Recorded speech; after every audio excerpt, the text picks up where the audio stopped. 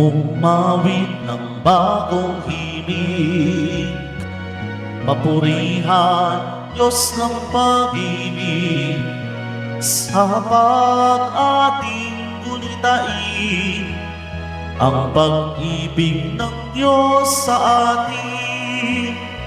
Lahat ay inaanyayahan, makasalo sa pagdiriwang.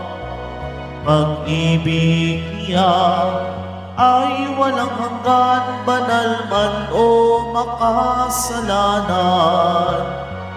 Umawit ng bagong himig, papurihan Diyos ng pag-ibig, sa pag-ating gunitain ang pag-ibig ng Diyos sa atin.